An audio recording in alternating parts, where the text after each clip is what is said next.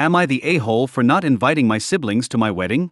My sister, 34F, and her husband, 36M, just got married 3 months ago. I, 30F, was appointed maid of honor. I was so excited to help her plan her wedding, and I took on most of the work since I was unemployed at the time and she's a doctor. I won't get into details, but take note she didn't have a wedding planner. It was all me. The time leading up to the wedding, I was miserable because of how the bride treated me. I felt like her own personal slave that she felt she could kick around because she's the bride. Just because you're a bride doesn't mean you get a free pass to be a bitch. Many times I wanted to just step out of the wedding party, but I kept telling myself to just bite my tongue and keep the peace because she's probably just stressed. After doing so much for her, she refused to invite my fiancé even if we've been together for 12 years, but invited my siblings' partners who have been around for only 2 to 3 years. My sister and her guy dated for a year before they got engaged, so we don't really know him too well. She said she didn't want my fiancé around because people would be asking about my own wedding, since they've all been wanting us to get married for a while. I refused to do any more work for her wedding until she apologized to me and invited my fiancé, which she did. Not exactly sincerely, but whatever. I was hurt she wasn't even grateful for anything that I had done for her and her dream wedding because it was expected of me to help. Cut to the day of the wedding and everything was fine. The ceremony was beautiful and the couple was happy. I was happy for my sister. By the time we got to the reception venue, I noticed that my fiancé and I were on a separate table from my family. They were at the VIP table and I was cast aside to sit at the furthest table right beside the kitchen. I figured there was a mistake and I calmly asked the bride about it since she handled the seating plan. She looked me dead in the eye and said there's no mistake, that's where we belong. At the kids' table and far away. We were seated with 7 to 14 years olds. The groom overheard us and agreed with me but kept quiet when my sister gave him this "don't you dare disagree with me" look. At the end of the night, the groom apologized to my parents for what happened to me and said he had no clue his bride did that. But he didn't say a word to me as his bride told him not to.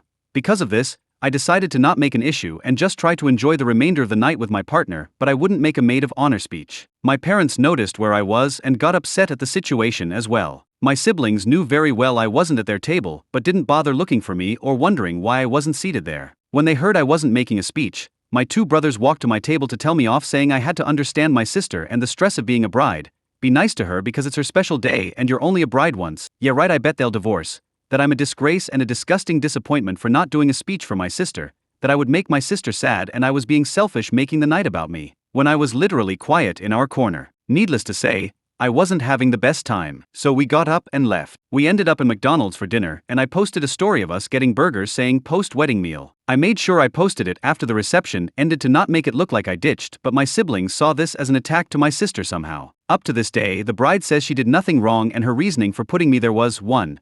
I didn't plan her wedding exactly like she envisioned during the process, so I deserved to sit there when I was doing everything she told me she wanted. 2. She didn't like that I looked pretty in my gown, and 3. I needed to be punished for insisting on bringing my fiancé. I didn't plan for my own wedding yet as I wanted to be 100% focused on hers, plus she banned me from getting married before her since she's older. Again, because I didn't want the drama, I agreed. But now I just don't want anyone there except my parents and a few close friends. My parents agree with me, but my siblings are upset calling me childish, but to be completely honest, I just don't feel like paying for shit people. Mine is a destination wedding and my fiancé and I are paying for everything. These are our savings and I don't feel like splurging on these people. They, along with my grandparents and cousins, are all saying I'm wrong. But hey, if I was excluded from being a sibling at my sister's wedding and no one cared, then why would you be upset if I excluded you in return? Update. Hi again. So I'll answer a few questions and leave a quick update. I, 30F, come from a family of 5 kids. I failed to mention this because I didn't think it was all that relevant, but I actually have 2 sisters, 34 and 32, and 2 brothers, 26 and 22. A little more on my sisters. They're the best of friends. They're the picture-perfect model of sisterly love, while I'm the middle child with 2 younger brothers. So why did I agree to be maid of honor? Well, because I thought it would bring us closer. In my mind,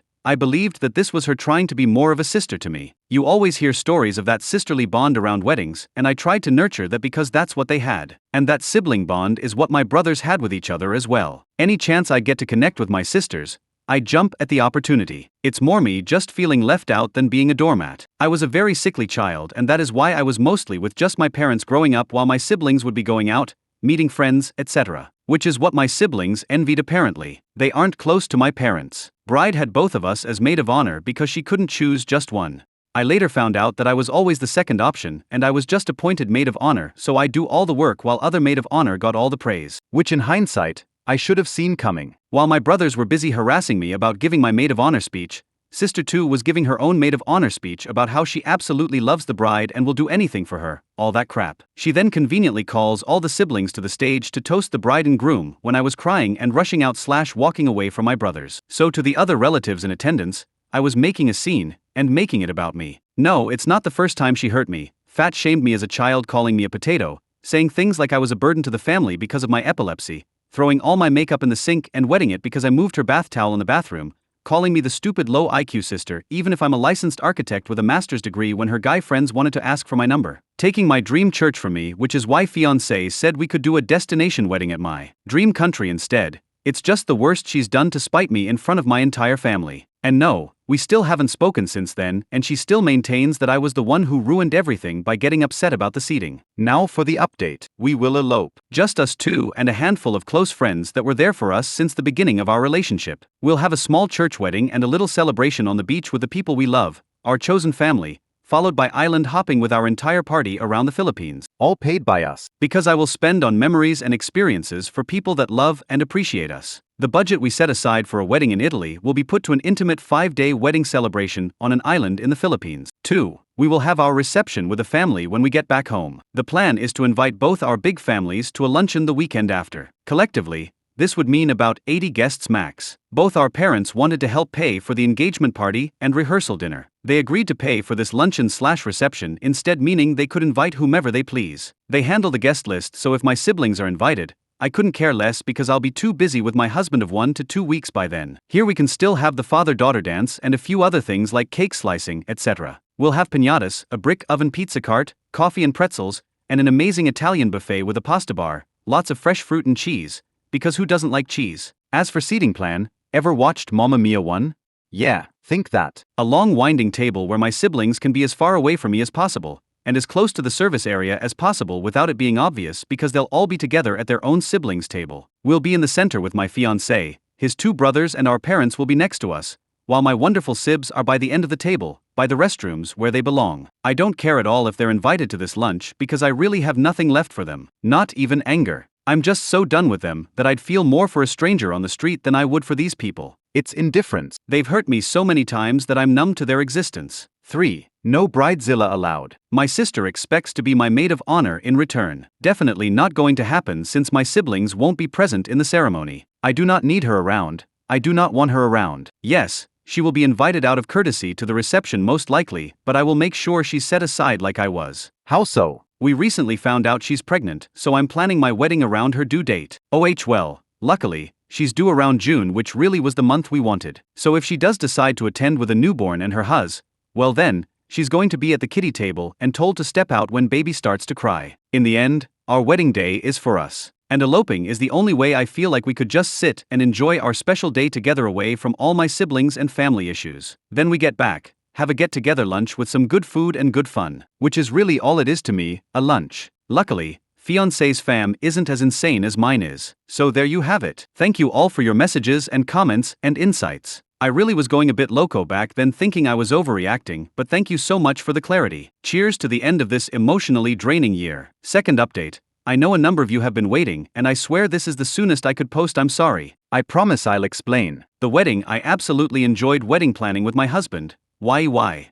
If you ever decide to get married, do a small wedding. You'll live longer, I swear. We told our friends and families that we were pushing back the wedding and wanted to do a destination bachelor/bachelorette trip first. They had no idea we were actually getting married on this trip. We got to Boracay 3 days before everyone for some time. When friends arrived, we did all the fun island activities. The night before our wedding, we asked everyone to be up at 7 for breakfast and to dress up in tropical beach outfits for cute pics. We told them to pack this beforehand. Once everyone was there, husband told them we were to be married at 4 p.m. and this was actually an elopement. The excitement from all our friends will forever be a core memory. It's the best feeling to actually have people genuinely happy for you. Us girls did each other's hair and makeup, cried and hugged a lot, while the boys had a good time drinking and playing football. We had our phones and an old digital camera that we'd pass around, and that was it for our event photos. Surprises were our thing since we began dating, and it was just so sweet that we both thought to do the same for our wedding. I love flowers, but I didn't want to bother finding a supplier there. We did have someone help us with all the requirements, but that was it. I'd just get flowers for the luncheon instead. Well, my husband decided to speak to the hotel to surprise me. He knew my favorite flowers and made the prettiest bouquet ever. He also had the church filled, and I ruined my makeup ugly crying when I walked in. For my husband,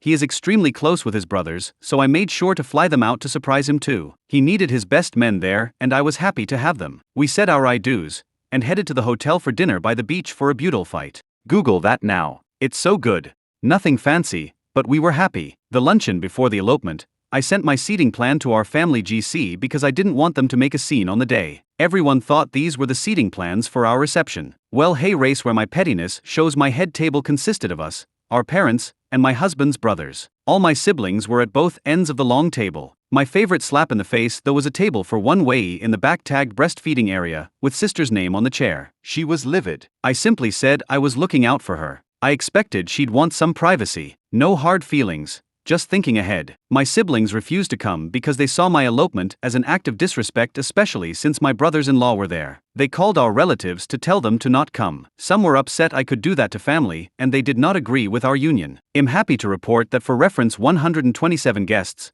only 58 were coming, so I cut my budget by over half. Sounds like a win to me. The venue was my husband's small family farm, which was so beautiful that I didn't need to spend much on decor at all. Music was just a Spotify playlist we made. Photos, prenup, beach and lunch, were all by my friends.